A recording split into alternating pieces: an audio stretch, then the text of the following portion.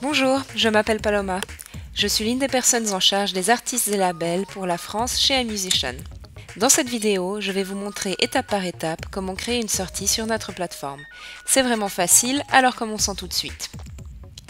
Dès que vous avez accédé à votre panneau de contrôle, cliquez sur « Créer une sortie ». La première étape sera d'entrer quelques informations de base sur votre musique. Ici, vous pouvez choisir le genre de l'album entier. Cela aide simplement les plateformes à savoir comment la vendre. L'étape suivante est la langue de votre sortie. C'est la langue du titre de votre album, non pas la langue de vos paroles.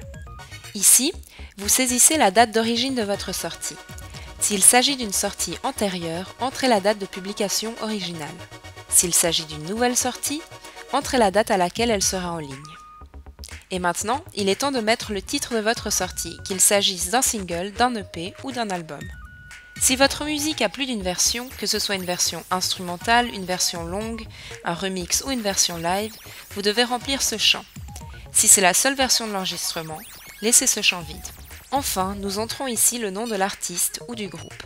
N'oubliez pas de toujours placer un artiste à la fois si vous en avez plus d'un à votre sortie.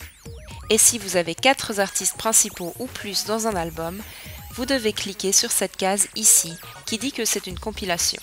Notez qu'il ne s'agit pas de compositeurs mais bien des noms des artistes réels sur le disque. Avec chaque sortie, vous pouvez avoir un label iMusician gratuitement.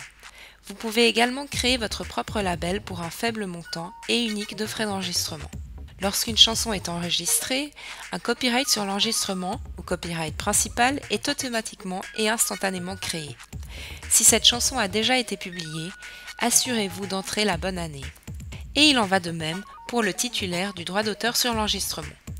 Tout ce que vous avez à faire est d'ajouter la personne ou l'entité qui a payé pour l'enregistrement. Il peut s'agir d'EAN, européen, ou du PC, américain. Si vous n'en avez pas, nous vous en donnerons un gratuitement. Si vous avez déjà publié par l'intermédiaire d'un autre distributeur, assurez-vous d'obtenir ces numéros. La plupart des labels utilisent un numéro de référence interne pour suivre leur sortie.